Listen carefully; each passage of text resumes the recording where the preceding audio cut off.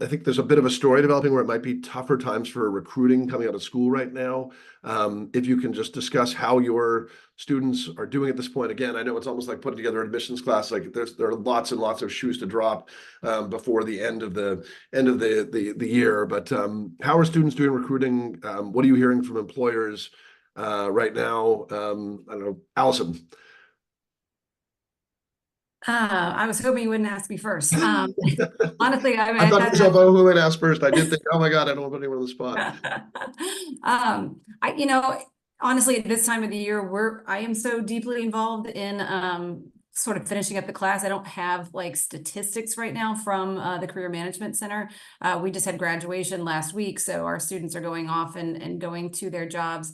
I know that this year has been a more difficult year, and what I mean by difficult is, maybe people didn't have their full-time jobs locked in September of their start of their second year. But I know that the Career Management Center team has been working very hard. And I feel like the feedback that we've been getting right now has been positive.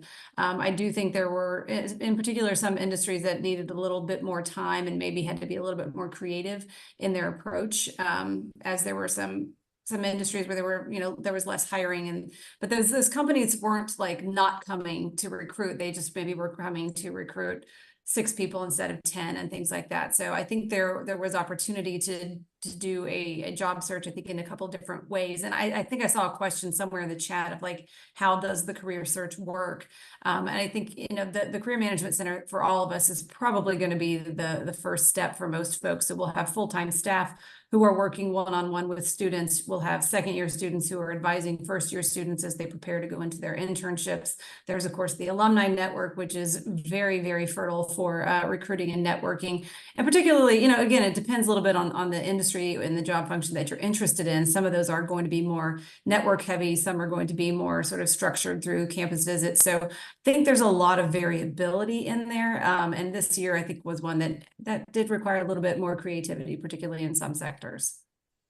Yeah, and I think also for those who are attending now, like on this chat, who knows what the economy looks like in when you're ready to matriculate, then get a summer. Like there's a lot of time that's passed between application, matriculation, summer job hunt, final job hunt.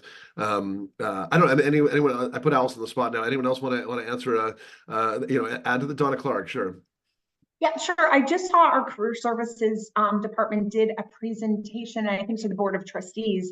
And yes, job opportunities are down a little bit, but the context is important. There was a chart we saw, and last year was an all-time high. So it's down from an all-time high. And still, they were tracking how many students in the last 10 years have jobs as of graduation, which was just yesterday for us, and then 90 days out. And where we stand right now, I think was the second or third highest in about a 10 to 12 year period, but it's down on a record year. So that you know what I mean? If it's down on a down year, I think that's reason to be concerned. But when you're down on a record year, same thing that Allison said, there were lots of examples of companies still hiring, maybe not just as many. So there were some companies that hired 7 students last year and they're hiring 4 or 5. So that I just wanted to share that context. Right. Donna Swinford, I think you threw, Lawrence, Donna Swinford, then Lawrence. Sorry, go ahead. So I just want to point out that our career services team is, they've been doing this for years. So they are well aware of the different challenges that the students can face in a good year and also in a not so strong year. Also, I want to emphasize that this is your career that you're attending the MBA for. It's not for that first job. So that there's a lot of opportunities for you to think about the entire investment, not just the first job that you probably will only stay at for 18 months. Yeah, for sure. That's a really important point for sure. Lawrence? Yeah, I echo my colleagues. I meet with our career services director on a weekly basis, actually. We're still seeing industries are still right sizing from the overhiring trends in the pandemic. Again, like Donna Clarke mentioned, we saw a peak over the last couple of years, and these firms are just right sizing. I'd also like to say when we met with our corporate advisory board partners, we're seeing a lot more I know students still want to do MBB. We are actually seeing a lot more of the non-MBB consulting companies come and recruit and be more engaged on campus. And I would echo that framework of that approach with financial services. So I think people think about the big four financial services firms.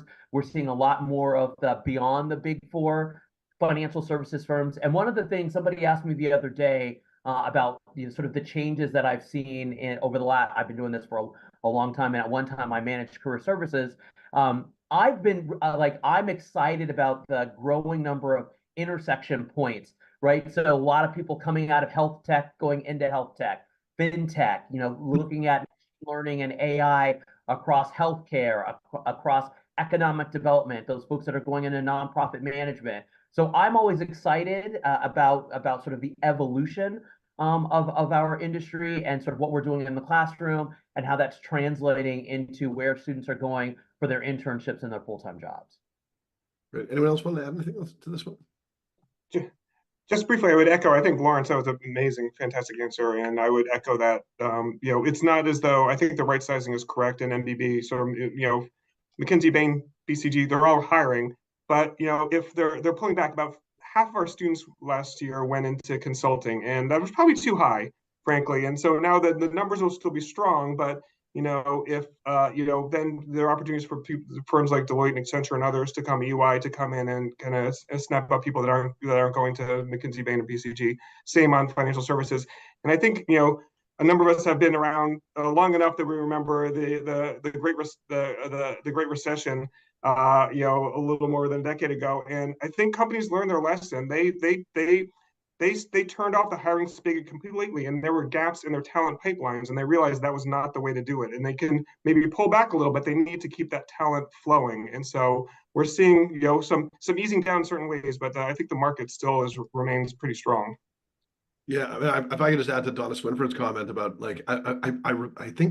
I think the average MBA job, the first job out of business school is just around a year. I think something like that. I remember one of the career services offices, leaders telling me that at some point at their school, whatever it might be. Like I graduated, and not that I'm a barometer for everyone out here, but I graduated in 2003, which I'm sure people who are listening to have no recollection of what happened at that time. But that was the or limited knowledge. But that was the complete tech bust of like all of the naive tech companies that people now make fun of, like pets.com is obviously like the poster child for that one. But that was also the summer of, Enron, the biggest financial fraud at the time. And that was the summer when Martha Stewart got involved with this fraud that ended up in jail. And Global Crossing, I think, was related to that when she went broke. And it was just one after another of these companies that no one even knows about that at the time were enormous. And it was a very, very tough time to hire. And now, I went to my 20-year reunion, and no one is sitting around saying, if that we got crushed by that first year and my career never took off. I mean, and I'm not talking about this as like about my class, but there's the CEO of Boeing Asia, and there's the individual who runs all cereals for General Mills. And this is true of, I'm sure, all my cohort schools. I think everyone, you've got very talented people who on the long haul were talented coming in enough to get into school and will succeed over the long haul after school. So I always think that the hiring is temporary, but people ask always, so it's worth noting. I think the longitudinal study is in the MBA's favor.